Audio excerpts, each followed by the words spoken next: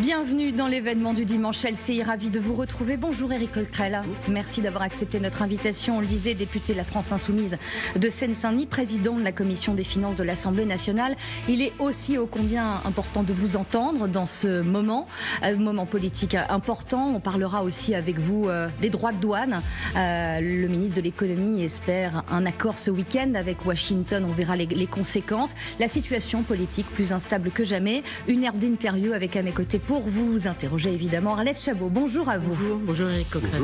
Je le disais, situation politique, économique aussi, qui interroge au plus haut point. François Bayrou l'a confirmé cette semaine. Il présentera les grandes orientations du budget de l'année prochaine le 15 juillet prochain, si tout va bien.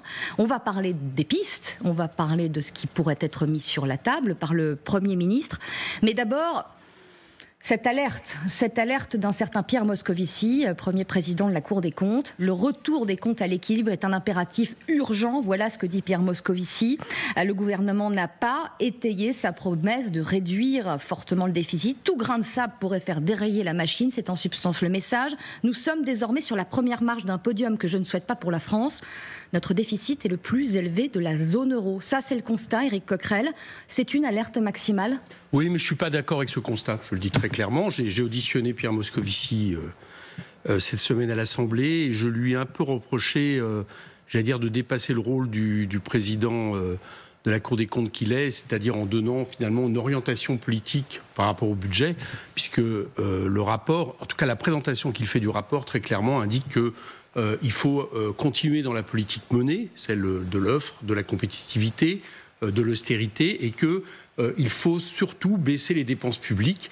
Il dit même qu'il ne faut pas se contenter d'atteindre 3% de déficit en 2029-2030, oui, mais qu'il faudrait même qu'on ait un déficit primaire, c'est-à-dire en réalité le déficit que vous avez hors de charge de la dette, qui soit excédentaire, ce qui voudrait dire que chaque année, on économise 150 milliards d'euros sur les dépenses publiques. Vous dites quoi? C'est un outil politique pour servir aujourd'hui le message? Est-ce que doit faire le gouvernement? Je ne sais pas si c'est pour servir le gouvernement, ça je ne veux pas...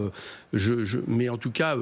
manifestement, j'ai l'impression que Pierre Moscovici prend date par rapport à la suite, puisqu'il est possible aussi en 2026 qu'il ne puisse plus être président de la Cour des comptes, je vous le rappelle, et qu'il prend date avec des choses quand même très très fortes comme recommandation. Je le répète, demander que le déficit primaire de la France, c'est-à-dire revienne maintenant, soit excédentaire, ça voudrait dire un tel effort d'austérité que ça pourrait mettre l'économie complètement à genoux, parce que quand vous baissez les dépenses publiques à ce point-là, vous avez un effet récessif sur l'économie, surtout quand l'activité économique ne va pas bien. Et dans le même temps, ce qui est étonnant, c'est que la Cour des comptes nous dit, et Pierre Moscovici le dit, et là je le rejoins, il dit que la France, finalement, la dette de la France, ça va plutôt bien. C'est ce qu'il dit. Enfin, oui, pardonnez-moi, dans le détail, Arlette Chabot, il y a des chiffres quand même qui sont mis sur la table. Hein. Parce que vous êtes en désaccord sur les remèdes, ou en tout cas... oui, c'est-à-dire que moi je pense que c'est... Mais en avant, mais sur le constat, sur le creusement de la dette, sur le doublement en 4 ans de montant des intérêts de la dette à rembourser, ça sera bientôt peut-être si je regarde, par exemple, budget. Donc, j'entends bien, mais si vous voulez... Ça. Alors, bon, je le répète quand même juste pour que ça soit acté. En même temps, l'autre jour dans la présentation, il l'a fait, et il le fait là pour le coup sur des données objectives. Il dit pour l'instant, la France a une bonne dette. Quand je dis une bonne dette, ça veut dire que quand la France émet une dette, vous avez en gros 3 fois plus de demandes que d'offres de la France. Mais il faut la rembourser. Vous savez qu'aujourd'hui, cette année encore, pour l'instant, il faut le dire à ceux qui nous regardent, la dette est en réalité de 0,3 points inférieure à l'inflation. Elle nous coûte moins cher que l'inflation.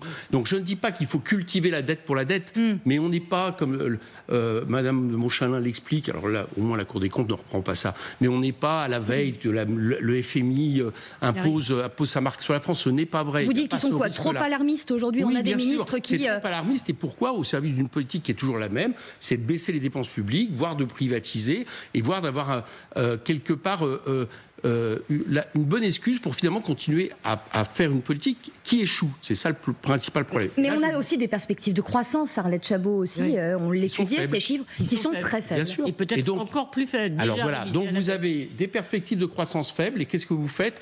Vous faites en sorte que la machine économique qui en France repose beaucoup sur la consommation populaire, vous la bridez encore plus. C'est un non-sens. Par exemple, quand vous prenez cette semaine, il y a eu, la semaine dernière, il y a eu l'Institut des politiques publiques qui a produit, comme chaque année elle le fait, un rapport sur le budget. Elle énumère la plupart des propositions du gouvernement. La fameuse année blanche, le fait, par exemple, de ne pas indexer les pensions de retraite, etc. Et pour toutes, sauf une, qui serait le fait que pour les revenus du capital, on applique le barème de l'impôt sur le revenu, puisque vous savez que les revenus du capital ont un avantage par rapport aux revenus du travail. Pour toutes, elle pointe l'aspect récessif et inégalitaire de ces propositions. Donc, ce que je veux dire par là, c'est deux choses. Et là, ce n'est pas des propositions politiques ? Mais si, mais l'IPP peut faire des propositions politiques, c'est pas ça. Mais la Cour des comptes, normalement, que la Cour des comptes, même quelque part, fasse des propositions politiques, pourquoi pas ? Mais il ne faut pas s'en cacher. Voilà. Il ne faut pas dire comme si on était en train de mettre des données objectives, qui est scientifiques en quelque sorte, et qui ferait qu'il n'y a, comme dirait Margaret Thatcher, il n'y a pas d'alternative, si vous voulez, la politique menée.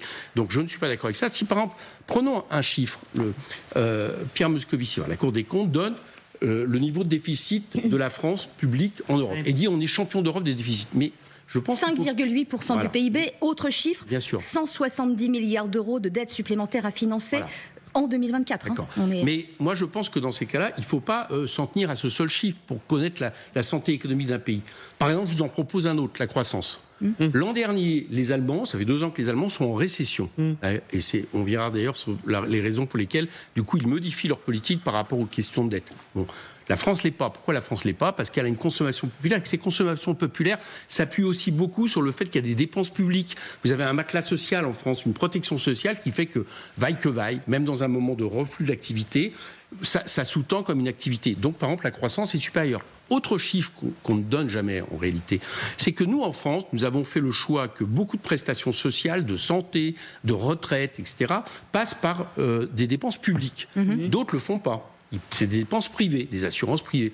Donc, par exemple, on devrait, à mon avis, comparer, pour connaître la santé d'un pays, y compris sa dette, la dette privée plus publique. Par exemple, on s'apercevrait que si vous faites ça, on est derrière la Hollande, figurez-vous, parce que la Hollande a une dette privée plus importante parce qu'il finance beaucoup de prestations à travers des assurances privées qui, en plus, ont un problème, j'allais dire, d'inégalité, parce que celui qui ne peut pas, il soigne moins bien.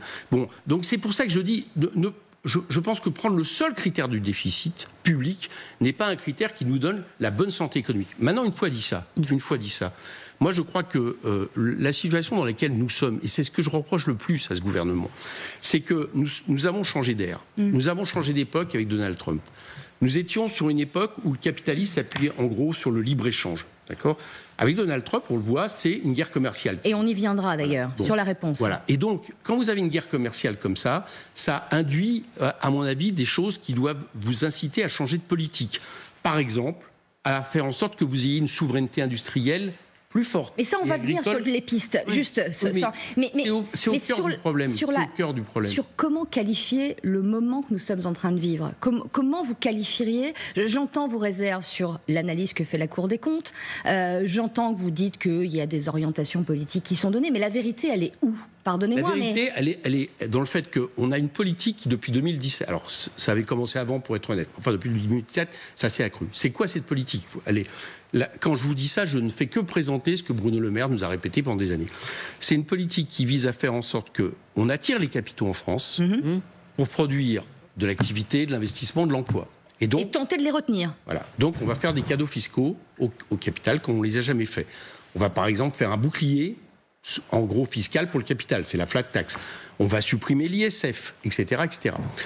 Cette politique-là, elle a eu des conséquences. Elle a appauvri l'État environ de 60 milliards d'euros par an. Il y a 60 milliards de recettes par an en moins. Et presque, j'allais dire, très majoritairement, ça va sur les 1% de Français les plus riches. Bon. Et puis à côté de ça, est-ce que l'économie va bien ? Parce qu'au moins, si l'économie allait bien, on pourrait dire qu'ils ont réussi leur pari. La part de l'industrie, pour la première fois, baisse en dessous de 10% du PIB. C'est historique. La productivité en France baisse. Le commerce extérieur va mal. La croissance va mal, le chômage va remonter à plus de 8% malheureusement à l'année prochaine, etc. Donc les chiffres sont mauvais. Ça veut dire qu'à un moment donné, il y a quelque chose qui ne fonctionne pas. Et ce que nous propose ce gouvernement, c'est de continuer. Enfin, ce que nous propose, pas encore, ça on va le savoir le 15 juillet. Arlette. On a les indices quand même. On donc, a quelques indices. De continuer. Donc moi je dis une chose, je termine juste là-dessus. Oui.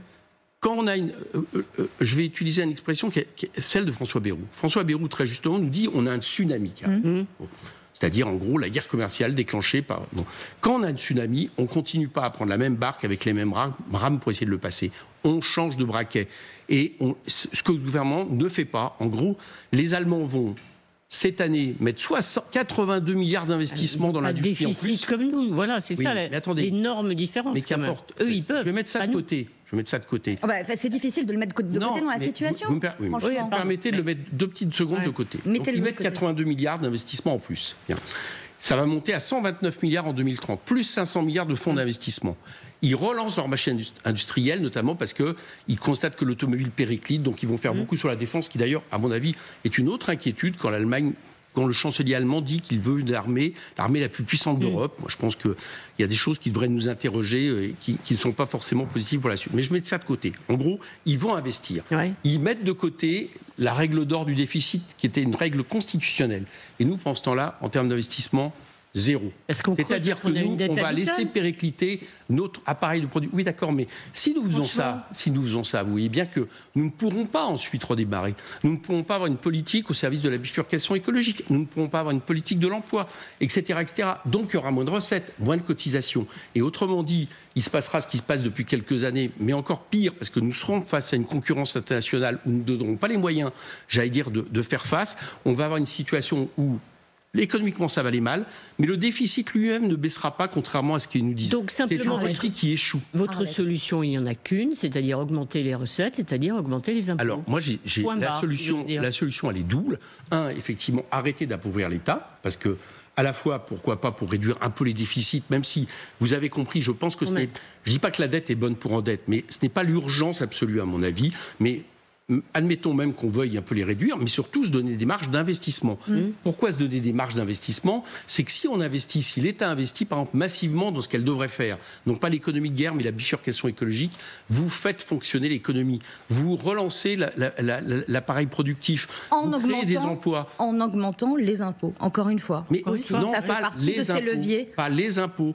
En augmentant les impôts des plus riches qui ont beaucoup profité ces dernières années, au point, vous le savez, je donne toujours ce chiffre, mais il est contesté par personne, c'est votre confrère Challenge qui l'a produit, c'est que les 500 personnes les plus riches de ce pays ont vu leur patrimoine doubler depuis 2017. Aujourd'hui, ils représentent 42% du PIB.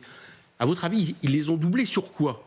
Comme le PIB n'a pas doublé, ils les ont doublés sur les autres. Ça, ce n'est pas... Le capital nous coûte trop cher. Voilà, je vais vous le dire autrement. Et le capital financier, quand je dis le capital, que les PME, les TPE ne s'inquiètent pas, ce n'est pas elles que je vise, c'est que le capital qui est fait pour alimenter une rente capitaliste à des hauteurs jamais vues, il nous coûte trop cher au pays. Il faut donc aller chercher l'argent là pour le mettre du côté du travail. Et si on le met du côté du travail, ça assure des cotisations, ça assure des recettes. Autrement dit, c'est une politique de relance keynésienne, sauf qu'elle est à vertu écologique parce que l'urgence et la bifurcation écologique. Donc quand vous entendez la présidente de l'Assemblée nationale, Yaël Braun-Pivet, membre du socle commun, dire on ne peut pas faire l'impasse sur les recettes et exclure d'emblée toute hausse d'impôts, vous applaudissez des deux mains ? Bon, pas des deux mains quand même, parce que, je veux dire, au bout de 2017, ça fait un peu beaucoup, sauf que c'est eux qui nous ont imposé cette politique.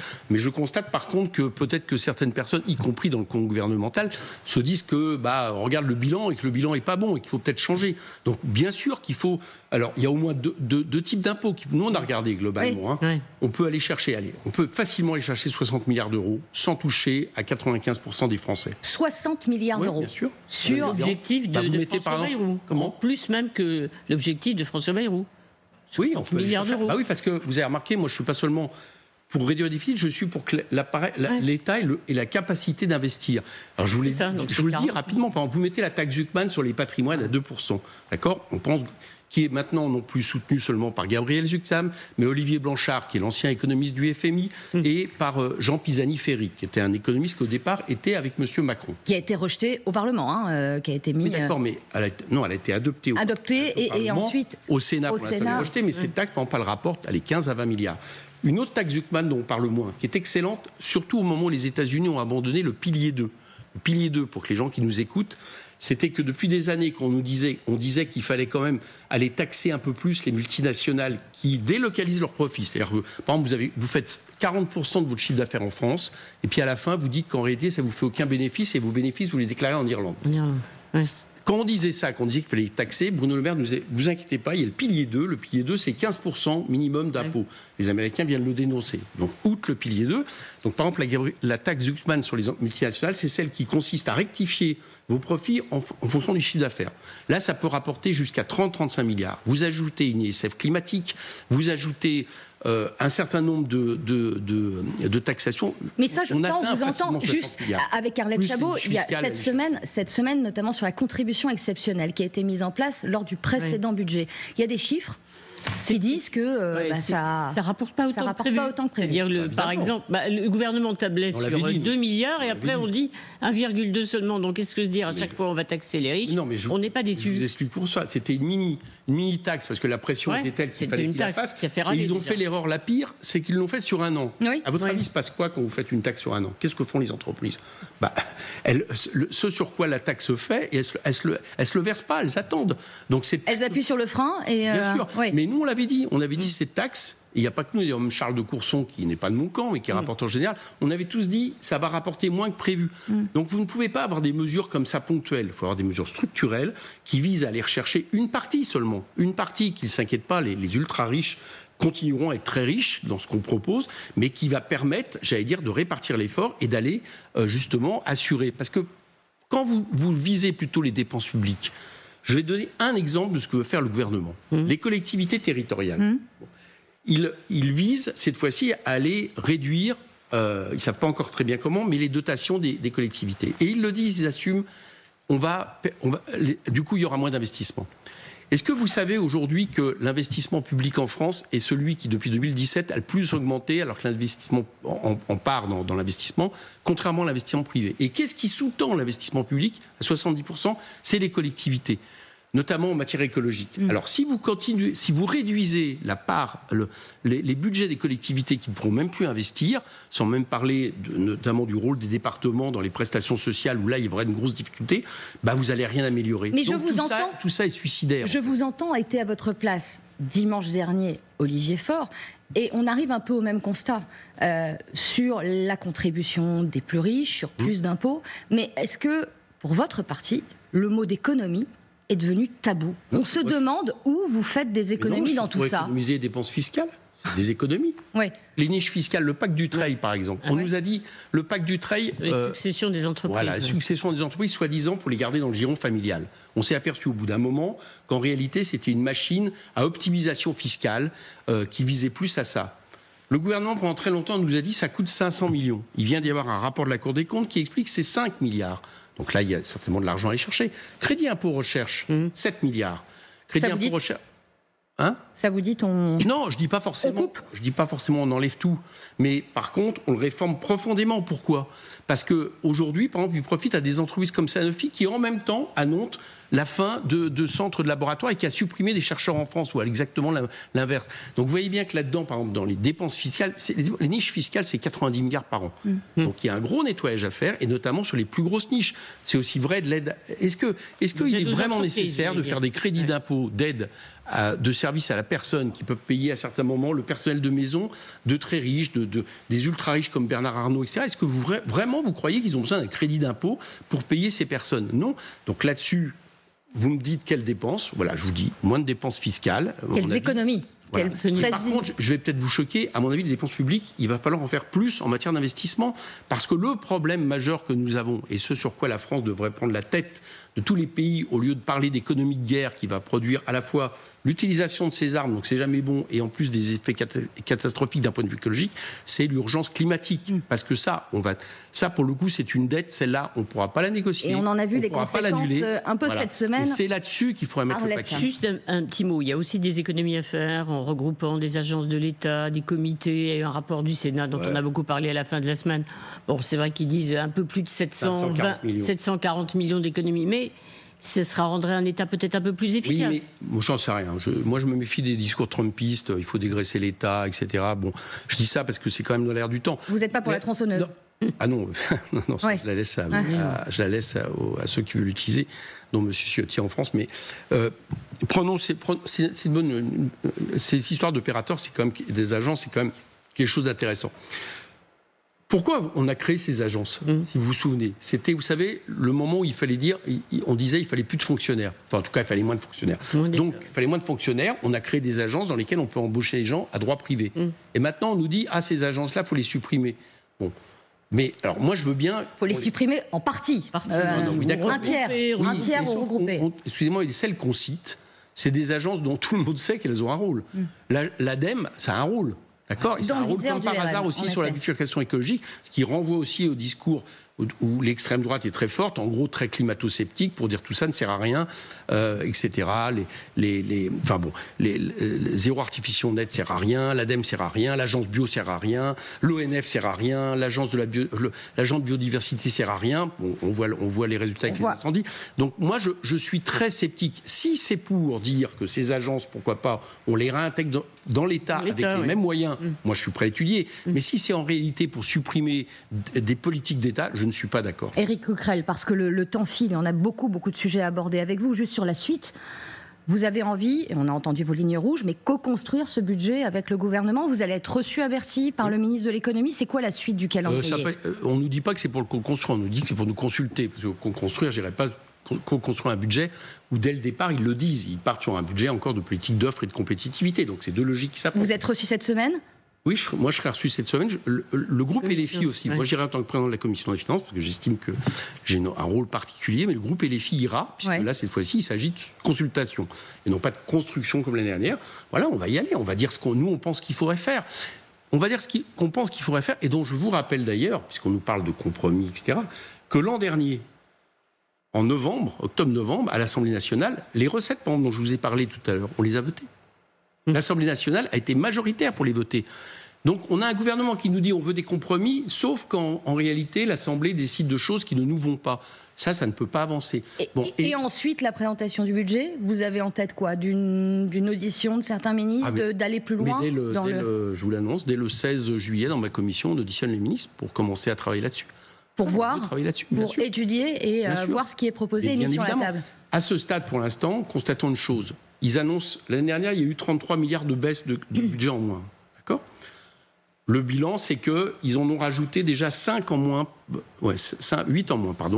entre des annulations de crédit, des gels, etc. Bon, avec la croissance qui baisse, avec des recettes en moins, donc pour l'instant, le moins qu'on puisse dire, c'est que ça ne marche pas, ils comptent cette fois-ci 40 milliards en moins, et alors, sauf que quand je regarde ce qu'ils avancent sur la table, je fais l'addition, il n'y a pas 40 milliards en moins. Pourquoi il n'y a pas 40 milliards en moins? Parce qu'ils ont beau quand même être libéraux, ils ont beau dire qu'il faut continuer la politique de l'offre et la compétitivité, ils savent très bien l'aspect récessif de leur politique. Et c'est ça qui les coince aujourd'hui. Et c'est ça que vous interrogerez donc au lendemain? Il faut rompre la logique. Il ne faut pas continuer. Vous nous annoncez donc que vous auditionnerez les ministres le 16 juillet à l'Assemblée nationale en tant que président de la commission des finances. On fait une très courte pause et on verra les conséquences de la présentation de ce budget. La situation politique, censure, pas censure, dissolution, pas dissolution, on en parle avec vous. Et des droits de douane aussi, cette politique américaine, accord ou pas accord avec Washington. A tout de suite. Retour sur le plateau de l'événement du dimanche, toujours avec notre invité Éric Coquerel, président LFI de la Commission des finances de l'Assemblée nationale, avec toujours à mes côtés Arlette Chabot pour vous interroger, qui a d'ailleurs la parole. Quand on écoute bien le gouvernement et donc les premières pistes de réflexion et de préparation du budget avec des décisions possibles de François Bayrou, ce sera le 15 effectivement juillet, il y a l'année blanche qui revient. Un pis-aller, dit ce matin le président du MEDEF, l'année blanche, ça veut dire qu'on gèle les dépenses. Budget 2026, ben voilà, on gèle. Au niveau 2025, ça veut dire gel de prestations. Est-ce qu'il faut geler toutes les prestations sociales? Est-ce qu'à votre avis c'est acceptable? Est-ce qu'il faut demander un effort aux retraités les plus aisés? Déjà, ça ne va pas régler le problème parce que le gouvernement dit que ça rapporte 7 milliards. Bon, enfin, il dit plus, mais en réalité, c'est un peu ce qu'ils disent en sous-main. Là, je parlais de l'Institut Politique Publique qui a bien travaillé là-dessus. Sur le sujet, c'est un peu moins de 6. Et avec des effets récessifs, il le pointe surtout pour les plus défavorisés, c'est-à-dire ceux qui alimentent la consommation populaire. Donc je crois que tout ce qui actuellement va dans ce sens n'est pas bon. Voilà. En plus de ça, l'année blanche, ça veut dire que après déjà une année difficile l'année dernière, vous n'allez pas réouvrir les crédits. Je vous assure qu'aujourd'hui, les associations, c'est dramatique. Je le vois par exemple en Seine-Saint-Denis. Il y a des associations qui travaillent sur les questions, par exemple, d'envoyer en vacances des jeunes, etc. Aujourd'hui, il n'y a pas de crédit. Bon, Le planning familial, c'est moins 20% de crédit sur des choses absolument essentielles, etc., etc. Donc, non seulement les besoins des Français seront encore moins résolus, mais en plus de ça, pour la consommation, ça va être très mauvais. Donc, c'est un aspect récessif. Je pense que c'est une très mauvaise solution. Ça serait une ligne rouge. Éric Coquerel, il y a quelques mois, François Bayrou venait d'être nommé à Matignon. Jean-Luc Mélenchon, leader de la France insoumise, voilà comment il parlait de lui. Ceux qui prennent M. Bayrou pour une chiffre molle se trompent. S'il peut lui arriver d'avoir quelques faiblesses, sa manière de conduire sa politique est celle d'un guerrier. C'était les mots de Jean-Luc Mélenchon en janvier dernier. Est-ce que vous êtes toujours en phase avec cela ? C'était aussi un peu ce que Jean-Luc Mélenchon pensait de François Bayrou avant qu'il soit Premier ministre. Mais moi, j'avais une image plutôt... c'est un adversaire politique, mais plutôt positive. Et vous mettez ça au passé maintenant ? Je suis un peu étonné de la manière dont il gère le gouvernement, pour tout vous dire. Parce que, déjà, il s'appuie beaucoup sur le Rassemblement national, sur l'extrême droite. C'est-à-dire qu'il faut comprendre qu'en réalité, il n'a plus de socle gouvernemental. Ils ne sont même pas présents à l'Assemblée. Et aussitôt qu'il veut essayer de faire passer quelque chose, il s'appuie sur le Rassemblement national. Donc, ça, c'est déjà un gros problème. Et puis, deuxièmement, les mesures qui sont prises, vous voyez, la manière de préparer le budget, on a l'impression...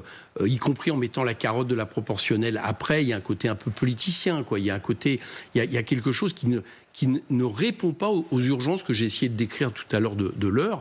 Et donc, alors, pour trouver des excuses à François Bayrou, il y a peut-être la personne qui n'est pas au niveau de ce qu'il devrait faire, mais il y a surtout le problème originel. Le problème originel, c'est Emmanuel Macron qui a décidé de donner à la minorité le soin de gouverner ce pays. C'est-à-dire les partis qui avaient perdu les élections en juillet dernier, le soin de gouverner. Ça, c'est vrai que ça rend difficilement les choses, compliquer les choses. Et s'il n'y avait pas d'ailleurs les artifices de la Ve République que nous contestons, le 49-3, alors la nouveauté maintenant qui consiste à faire une motion de rejet, voter pour une motion de rejet avec un texte avec lequel vous êtes d'accord pour faire en sorte que ça soit réglé au Sénat. C'est vrai qu'intuitivement, c'est difficile à comprendre. Mais c'est pour ça qu'il faut que ça s'arrête, quoi. C'est pour ça qu'il faut que ça s'arrête. Oui. Revient donc Arlette Chabot avec insistante la petite musique. C'est la motion de censure, c'est-à-dire qu'il va arriver à François Bayrou ce qui était arrivé à Michel Barnier. Oui. Ah oui, je pense que... écoutez, je ne vois pas comment il fait passer son budget autrement que par 49-3. Je ne vois pas pour l'instant. Donc censure derrière. S'il le fait, c'est motion de censure, chacun sera devant ses responsabilités. J'ai cru comprendre que cette fois-ci, le Parti socialiste ne lui n'offrirait pas aux macronistes la chance qu'ils lui ont offert en février dernier en ne votant pas la motion de censure. Bon, on verra bien ce que fait le RN. Aucune indulgence, disait il y a une semaine, effectivement, Olivier Faure, désormais à l'égard de François Bayrou. Donc moi, je pense que probablement, c'est ça qui risque d'arriver. Après, pourquoi est-ce que Emmanuel Macron va tenter un autre Premier ministre ? Moi, je crois que dans la logique des choses, il faudrait ça soit lui qui soit mis en question. Je parle d'Emmanuel Macron, parce que c'est lui le responsable. Revient donc cette musique de la dissolution, d'abord parce que... Revient donc déjà, pour moi, si vraiment on avait une logique, puisque tout procède du président de la République dans la Sacrée République, ce que je regrette, je pense que ça devrait être, je le dis, sa démission dans une logique des choses. Vous appelez aujourd'hui sa démission ? Je dis, attendez, je pense qu'elle ne viendra pas. D'accord ? Donc, je dis simplement que celui qui a mis le pays dans cette situation, dans une impasse, qui a décidé de la dissolution après des défaites électorales et qui en plus n'a pas permis à ceux qui avaient gagné de gouverner ce pays, d'essayer au moins de le gouverner, c'est Emmanuel Macron. Donc si on voulait vraiment résoudre démocratiquement la question, je pense que ça passerait par ça. Je ne crois pas qu'il va le faire. Et à partir de là, je pense qu'à minima, oui, moi je souhaiterais une dissolution. Oui. Parce que j'ai jamais peur du peuple et je pense que c'est ça. En tout cas, je ne vois pas comment on tient 2 ans comme ça, quoi. Franchement. Surtout et de ce point de vue, vous rejoignez le RN. Sébastien Chenu, interrogé par nos confrères du JDD ce matin, le dit. L'urgence est telle que la dissolution est la seule issue démocratique viable. Voilà, et comme je l'ai dit avant, on va plutôt dire que le Rassemblement national nous rejoint. Vous rejoint, effectivement. Vous pensez aujourd'hui qu'une dissolution peut intervenir ? Oui, je le crois. Il y a à nouveau la possibilité. Alors, j'ai l'impression quand même que ça l'a refroidi un peu Emmanuel Macron. Donc, ça ne m'étonnerait pas qu'il tente une autre option avec un autre Premier ministre. Mais d'un point de vue démocratique, sauf s'il démissionne, en tout cas, parfait, je pense que c'est la meilleure solution, je le dis, il rendrait au service au pays en le faisant. Je pense qu'à partir de là, la dissolution s'impose. En tout cas, on ne peut pas affronter les problèmes de l'heure, les urgences de l'heure. On va peut-être parler tout à l'heure de l'économie de guerre, la situation internationale, avec un gouvernement aussi faible et avec une assemblée qui est paralysée de par la faute d'Emmanuel Macron. Ça, c'est pas possible. Donc, ça veut dire que de toute façon, un autre Premier ministre, ou même un François Bayrou qui serait reconduit, ne survivrait pas très longtemps. Vraisemblablement. On risque d'avoir aussi, ou de rester sans budget comme pendant de longues semaines après on l'a eu, le budget, la censure. Ils nous ont fait peur aussi, on a eu le budget spécial, ça leur a même permis de faire 6 milliards d'économies. Donc on l'a eu, il faut arrêter de faire peur avec ça. Le budget spécial, on l'a eu, ils en ont... Quand je dis c'était le gouvernement d'à l'époque. Ils ont choisi une version minimaliste, ils n'avaient même pas à la choisir pour faire un chantage. Donc en tout cas, s'il y a censure, elle sera vers octobre-novembre. On a tout à fait la possibilité d'avoir un autre budget qui est proposé. On aurait même la possibilité, mais je n'y crois pas, je le dis juste pour la forme, que Emmanuel Macron appelle ceux qui avaient gagné. Les insoumis, on est tout à fait... Vous êtes prêts, là bien sûr, vous êtes gouverner pour être Premier ministre même. Oui. Mais je ne crois pas qu'il va le faire. Donc je veux pas... Puisque vous en parlez ici, il y a une dissolution. C'est le retour du nouveau Front populaire après la NUPES, l'Alliance des gauches, version 3. On verra bien ce qui se passera en ces cas-là. Moi, en tout cas, il y a une chose qui est sûre, c'est qu'il ne peut pas y avoir de rassemblement de toute la gauche ou d'une partie de la gauche en dehors d'un programme de rupture. Le NFP, c'est un programme de rupture, c'est ça qui nous a fait gagner. Comme d'ailleurs, ça avait permis à la NUPES de progresser. Voilà. Donc nous, on est prêts à l'unité, mais l'unité sur un programme de rupture. Vous êtes prêts à l'unité quand Olivier Faure, ici même, sur ce même fauteuil, disait dimanche dernier qu'il croyait, en tout cas pour 2027, 2 candidatures à gauche. Oui, celle de Jean-Luc Mélenchon. Je sais, j'ai entendu son... Et celle d'un autre. Mais surtout, vous remarquerez que non seulement Olivier Faure dit ça, mais dit il va falloir revoir le programme. Et donc, quand il dit en réalité, il y a d'un côté la candidature de Jean-Luc Mélenchon qui incarne le programme de rupture, ça veut dire que lui pense plutôt que la gauche doit se rassembler, enfin l'autre gauche, le reste de la gauche, sur un programme plus mou, d'accommodement, etc. C'est ça qui est un peu dans l'air du temps et qui ont été d'ailleurs les débats au niveau du Parti socialiste. Ça, je crois que ça sera l'échec assuré et ce n'est pas ce qui correspond. Donc nous, ce que nous disons, c'est que le programme du NFP, il existe. On y a travaillé, il a été la suite du programme de la NUPES. Avec tous ceux qui voudront quelque part continuer à le faire vivre, ils seront les bienvenus. Quand Jean-Luc Mélenchon sera-t-il candidat à la présidentielle ? Quand sortira-t-il précisément et un peu plus clairement du bois ? Quand il sera temps de choisir le candidat LFI à l'élection présidentielle. C'est pas encore le moment. Regardez, on parle peut-être de législative. Vous le décidez, c'est vous. On parle peut-être de législative. Il y a les municipales, qui sont aussi une autre bataille. Donc chaque chose en son temps. Aujourd'hui, si vous me demandez, je pense qu'il faudra qu'il y ait un candidat LFI. Je pense même que toute la gauche qui s'est réunie le 2 décembre, qui imagine quelque chose d'impossible, c'est-à-dire une unité de Glucksmann... De juillet, il y a quelques jours. Le temps passe. Voilà, le temps passe vite, De Glucksmann à Mélenchon, ce qui est impossible, d'ailleurs M. Glucksmann l'a dit lui-même, parce que lui, il est sur... On va dire que c'est le retour de Macron, de 2017, c'est ça qui est derrière ça. Glucksmann, c'est le retour de Macron en 2017. Macron 2017, d'accord. On présente finalement un programme qui est tout à fait la continuité de ce qui est en train de se faire. Il le dit d'ailleurs. Il faut réduire les déficits, les dépenses publiques, la retraite. La question de revenir à la retraite à 62 ans, c'est plus une priorité, etc. Mais il assume. C'est un Macron 2017. Bon, mais on voit bien que qu'est-ce qu'on irait faire avec M. Glucksmann. Et M. Glucksmann est d'accord. Il dit je ne peux pas gouverner avec les insoumis. Par contre, je pense que ceux qui sont réunis l'autre jour, le 2 juillet. Il y a tout à fait vocation à ce qu'on fasse des choses ensemble. Avec les écologistes, il n'y avait pas les communistes. Oui, je sais, mais en gros, il y a une gauche, pour aller vite. La gauche qui a censuré François Bayrou. Voilà, qui a été jusqu'au bout. Je pense qu'elle peut être encore fidèle à ce qu'a été le NFP. Mais dans ce cas-là, il faut le programme du NFP. Et puis, il faut des candidatures, notamment une candidature à la présidentielle, du principal parti qui représente le NFP. Et dans ces cas-là, c'est les Insoumis. Ça s'est toujours passé comme ça. Donc, moi, je crois que si on veut être le plus efficace, c'est ça qu'il faut mettre sur la table. J'ai compris que pour l'instant, c'est ce qu'ils refusaient. Une question rapide avant de venir aux droits de douane. Petite question. Dominique de Villepin sera ce soir l'invité de Darius Rochebain. Il est présenté comme un concurrent ou un possible quelqu'un, une personnalité dont la candidature pourrait imprimer à gauche dans votre camp. On dit en gros, c'est le Mélenchon des riches, quoi. Ouais, mais enfin, si c'est le Mélenchon des riches, les riches vont voter pour lui, et du coup, ça va pas faire un gros score. Donc, si vous n'avez pas peur qu'il marche sur le plate-bande ? Mais en plus, j'ai pas du tout envie d'avoir des propos désagréables avec Dominique Villepin. Je vais vous dire pourquoi. Parce que il est à droite, Dominique Villepin. Sur les questions sociales, il ne nous rejoint pas. Bon, donc c'est un autre choix.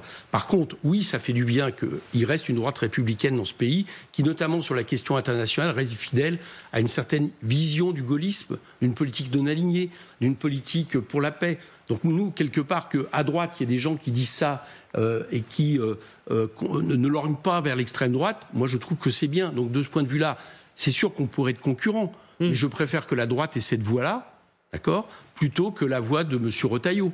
Voilà, donc en cela, et notamment d'un point de vue international, parce que là, pour le coup, on dit des choses qui sont proches. Ne disons pas trop de choses désagréables à l'encontre donc de Dominique de Villepin. C'est ce qu'on retiendra aussi quand même. J'ai plus envie de dire des choses désagréables vis-à-vis de M. Retailleau, de tous les gens qui aujourd'hui se rapprochent de plus en plus de l'extrême droite. L'actualité internationale est les élections présidentielles, c'est pas maintenant.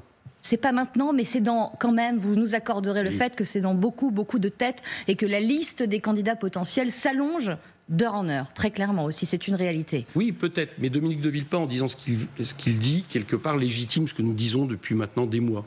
L'actualité internationale, je le disais, on l'évoquait un peu, ces droits de douane. Pour le ministre délégué au commerce extérieur, Laurent Saint-Martin, on est entré dans un bon français, le money time, dans la guerre commerciale entre l'Amérique et l'Europe. Le moratoire sur la hausse des droits de douane expire le 9 juillet, mercredi précisément. Arlette Chabot, la parole est à vous. Alors, on va voir ce que décide finalement, s'il y a un accord d'abord, hypothèse numéro 1, ou sinon ce que décidera Donald Trump. Alors, on est déjà très haut en ce qui concerne l'aluminium, l'acier. On attend le reste des droits de douane, 20%, 10% de plus que ce qui existe aujourd'hui. Franchement, que doit faire l'Europe? C'est-à-dire continuer à négocier ou faire ce qu'a fait la Chine, c'est-à-dire ne pas céder, répliquer à Donald Trump aux États-Unis? Que doit faire l'Europe si elle reste unie? On voit déjà que dans les accords qui sont proposés par l'Europe, on se met à la merci de Donald Trump. Puisqu'on envisage... On se met à la merci de Donald Trump. Excusez-moi, j'aime pas ce genre d'expression. Non. Merci de Donald Trump. Ouais. Bon, c'est-à-dire qu'on accepte les droits de douane spécifiques sur certains produits, plus une droit de douane minimum de 10%. Enfin, c'est ce qu'on propose. Oui. Bon. Et en plus de ça, on le fait en ayant... j'allais dire, des pays européens qui ne sont pas d'accord entre eux. Je parlais tout à l'heure avec l'Allemagne. L'Allemagne, son économie est basée sur le commerce extérieur, ce qui n'est pas notre cas. Donc vous voyez bien que l'Allemagne n'a pas les mêmes enjeux. C'est ce qui d'ailleurs affaiblit l'Europe. C'est aussi ce qui d'ailleurs relativise le fait de négocier sans arrêt seulement au niveau de l'Union européenne et pas au niveau de nos intérêts nationaux. Bon, mais là, moi, je pense qu'on est en train finalement d'accepter ce que Trump voulait depuis longtemps. C'est qu'il a entamé une guerre. Bon. Cette guerre commerciale, il ne l'a pas gagnée avec les Chinois. Et maintenant, il se tourne, j'allais dire, vers l'autre victime qui est l'Europe. Alors comment il se tourne là-dessus? Il a bombardé l'Iran. Je pense que le bombardement de l'Iran, en dehors de tout droit international, c'était un message qui nous était envoyé. La preuve, c'est qu'après, il réunit l'OTAN et il y a le G7 qui, décide cette chose aberrante de monter à 5% le PIB pour les dépenses militaires, ce qui voudra dire que la plupart des pays européens, en plus, feront marcher la machine de production américaine parce que c'est eux qui vendront des armes. Parce qu'on ne peut pas faire sans eux, disent certains experts aussi. Ça aussi, c'est la réalité. Il faut peut-être s'interroger sur la nécessité de monter à 5% là-dessus. Est-ce que vraiment on doit aller sur une course à l'économie de guerre ou est-ce que la guerre, on doit la faire au niveau du climat? Moi, je pense que c'est le deuxième élément. Mais je reviens là-dessus. 5%, le pilier 2 dont je vous ai parlé tout à l'heure, et puis troisième élément, il impose maintenant les règles qu'il veut au niveau européen. Alors non, je pense qu'on ne devrait pas accepter. Est-ce que ça veut dire que c'est des droits de douane comparables? Oui. Ça, c'est à étudier. Oui. Parce que le problème de droits de douane, c'est que vous risquez d'appauvrir la consommation populaire de notre pays. Mais par exemple, aller taxer les GAFA, leur faire mal là où ils sont forts, taxer la finance américaine, etc. Là, je pense que c'est des éléments qui seraient beaucoup plus efficaces. Et puis développer sur le long terme, au niveau européen, si on peut. Sinon, il faut le faire au niveau français, ce que j'appelle un protectionnisme solidaire, c'est-à-dire de restaurer notre appareil en termes de souveraineté industrielle, en termes de bifurcation écologique, en termes de souveraineté agricole. Je pense que c'est ça que le message qu'envoie Donald Trump, c'est qu'on n'est plus, je le répète, dans un monde de libre-échange. On est dans un monde où, en plus, écologiquement, c'est bon parce que c'est des circuits courts et on arrête le grand déménagement du monde. Donc finalement, s'approprier, c'est que sa devise, America's First, Europe of France First. Ça aussi, vous pouvez je vais vous dire une autre alternative. C'est que la France pourrait dire, nous, on prend la tête d'autre chose. On prend la tête de tous les pays dans le monde qui ne veulent pas de cette montée à la guerre, qui ne veulent pas de cette montée à la concurrence partout, qui ne veulent pas tourner le dos à la question de la bifurcation écologique. Et moi, je pense que si la France faisait ça, vous savez, la voix de la France, elle est attendue. Malheureusement, ça fait des années qu'elle ne résonne plus, mais elle est attendue. On pourrait, à mon avis, avoir des rapports internationaux avec des pays de l'Afrique, des pays de l'Amérique latine, des pays de l'Asie qui seraient, à mon avis, tout à fait intéressant. Et c'est clair que, par exemple, si je regarde avec la Chine, même si j'admets que c'est difficile, vis-à-vis de la menace que fait Trump, on a intérêt à avoir des bons rapports avec la Chine. allons essayer d'avoir des rapports donnant-donnant avec la Chine et faire en sorte que Donald Trump arrête d'être le grand ordonnateur des conflits dans le monde. Grand ordonnateur des conflits dans le monde, si je vous entends critique à l'égard du président américain. Et pourtant, Gaza, Arlette. Oui, peut-être qu'il va enfin imposer l'arrêt des combats à Gaza. Peut-être que le cessez-le-feu sera respecté. Le Proche-Orient peut être réorganisé autrement, se reconstruire autrement. Alors, ça marche. Il y a des succès. Non, mais il y a des succès pour Trump. Son budget, il le fait passer.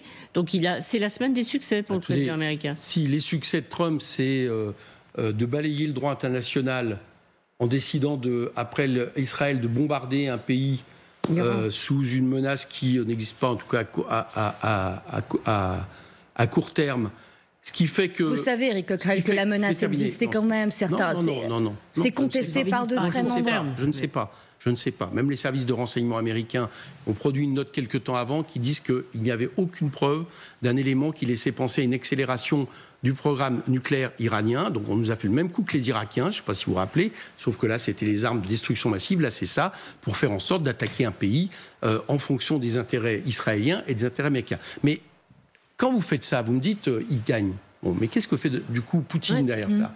Il dit écoutez, puisque le droit international est nié en réalité, y compris par les États-Unis, eh bien moi je vais accroître nos bombardements sur l'Ukraine, puis ça tombe bien, puisque les Américains en même temps disent nous, on va enlever nos armes de protection de l'Ukraine. Donc vous voyez bien que je ne sais pas ce que vous entendez par gagner. Moi je pense que quelque part nous sommes dans un moment extraordinairement dangereux qui correspond en gros à ce qu'il y a eu avant la Première Guerre mondiale. Vous voyez, pour vous dire un peu l'échelle. Et de ce point de vue-là, je ne sais pas qui va gagner dans ce qui est en train d'entamer comme confrontation Donald Trump, y compris de cette course en avant militaire, à un moment où, encore une fois, l'urgence devrait être de faire en sorte d'arrêter le dérèglement climatique, ou en tout cas de le freiner, l'anticiper, etc. Au lieu de ça, au lieu de mettre 800 milliards d'investissements, comme le réclamait il y a encore peu Draghi en Europe, il y a encore quelques mois, l'Europe maintenant se prépare à mettre 800 milliards sur la défense. Je ne crois pas qu'à ce terme, personne ne va gagner. Alors, je ne sais pas si Donald Trump estime qu'il va gagner, mais les peuples ne vont pas gagner à tout ça. Éric Coquerel, parce que l'on arrive dans les dernières minutes de cette émission, on ne peut pas ne pas vous interroger sur la situation de l'écrivain franco-algérien Boualem Sansal, qui n'a pas reçu de grâce présidentielle du président Tebboune à l'occasion de la fête de l'indépendance. Ils sont nombreux à avoir reçu cette grâce, pas Boualem Sansal. François Bayrou s'est exprimé sur le sujet. La voix de la France, vous dites, ne porte plus. Ce sont des critiques qui sont portées à l'encontre du gouvernement français, mais il le dit, le gouvernement français fait tout pour obtenir sa libération ou sa grâce. Laurent Saint-Martin, le ministre, dit en gros, pour résumer son propos, ça peut se faire hors des caméras, mais il se passe des choses et il y a des négociations. Y croyez-vous encore ? Et j'ai envie de vous demander aussi très clairement, la France insoumise, vous, espérez-vous qu'il soit... Et exigez-vous sa libération ? Bien sûr. Et je vais ajouter à Boualem Sansal Christophe Glaise. Christophe Glaise, journaliste de Sceaux. Je vous pose la question parce que vous savez où on va en venir. Je sais. Propos de votre collègue insoumis, Sébastien Delogu. Simplement, je tiens à dire que Christophe Glaise doit être gracié, doit être libéré. Journaliste français. Journaliste français qui est parti faire un reportage sur le foot en Algérie, qui se retrouve en prison. Bon. Donc je dis, il ne faudrait pas oublier Christophe Glaise dans cette affaire. Bien, moi c'est très clair. J'espère que oui, cette façon de faire de la diplomatie va mieux marcher que la façon matamore qui a été celle de M. Retailleau pendant des mois, où on a cru qu'on avait aussi un deuxième ministre des Affaires étrangères, qui a essayé d'imposer un rapport de force avec Alger, qui à mon avis avait tout d'enjeux nationaux en fait en France, qui est un peu les mêmes choses que quand il s'en prend à l'immigration, aux étrangers, etc. Et qui du coup, comme ça ne se règle jamais comme ça avec l'Alger, parce qu'on est un ancien pays colonisateur et qu'on ne règle pas avec l'Algérie ce genre de choses par ce biais, n'a fait qu'aggraver les choses. Donc là, j'ai vu qu'on était rentré dans une modalité, j'allais dire, plus classique de diplomatie. Mais ça ne marche pas. Si ça ne marche pas, on verra bien ça. En tout cas, pour l'instant, je ne vois pas d'autre solution, parce que l'autre solution, avant, n'a pas marché. Oui, voilà, si celle-là non plus ne fonctionne pas, qu'est-ce qu'on fait ? Eh bien, en tout cas, pour l'instant, il faut travailler à ça. Et pour être clair avec vous, je demande effectivement que Boualem Sansal soit gracié. Je demande à nos amis algériens qu'ils gracent Boualem Sansal et Christophe Glaise. C'est une exigence que nous portons. Et c'est vous vous exprimez au nom de la France insoumise. Parce que vous comprenez que la position de Christophe de Sébastien Delogu, oui, pardonnez-moi. Et Sébastien a fait un communiqué d'ailleurs qui est très bien, où il dit qu'il est parti en son nom propre pour des raisons familiales, qu'en privé il a demandé la libération, bon soit, mais de toute façon nous avons dit que c'était pas la voix des LFI, d'ailleurs il l'assume. Absolument, un communiqué l'a précisé. Et voilà, je pense pour aller vite, si je suis très clair avec vous, je pense que la situation actuellement, c'est tellement quelque chose de délicat, parce qu'en même temps je ne suis pas pour, j'allais dire, cette montée comme en affrontement avec l'Algérie. Je pense qu'on a tout à y perdre. On a tout à gagner à avoir des bonnes relations avec l'Algérie. Faute politique de Sébastien Delogu, peut-il être candidat à Marseille après cela? Vous savez, des fautes politiques... des fautes politiques, chacun en fait. Celle-là, je veux dire, j'ai quand même écouté son interview. On nous a dit, il parle de l'amitié avec le peuple algérien. Je veux dire, je pense que l'erreur, c'est d'y avoir été. Oui. Voilà, bon, d'avoir donné des interviews à un moment où on ne peut pas le faire sans... mais maintenant, je ne trouve pas que ça vaille, à mon avis, excommunication de toute élection. Petite précision en ce qui concerne leur position. On a effectivement 2 Français aussi, 2 enseignants, effectivement détenus en Iran, qu'il ne faut pas oublier, Cécile Kohler et Jacques Paris, bien sûr. Le président de la République dit que ce sont des otages d'État. Est-ce que vous considérez effectivement que Boualem Sansal et notre confrère sont aussi des otages d'État? J'en sais rien. Alors, peut-être. Il y a aussi, eux, ils ont aussi des raisons que je conteste, les Algériens, parce que la liberté d'expression est absolument importante, de dire qu'ils ont condamné Boualem Sansal. Est-ce que c'est uniquement vis-à-vis de la France? En tout cas, plus la France, c'est clair, l'a réclamé de manière, j'allais dire, pressante et avec un affrontement avec l'Algérie, plus ça le devenait. Donc voilà, je pense qu'il faut revenir à ça. Et il faut évidemment demander la libération urgente de nos compatriotes en Iran. Merci beaucoup Éric Coquerel d'avoir été notre invité ce dimanche matin dans l'événement du dimanche. Tout de suite,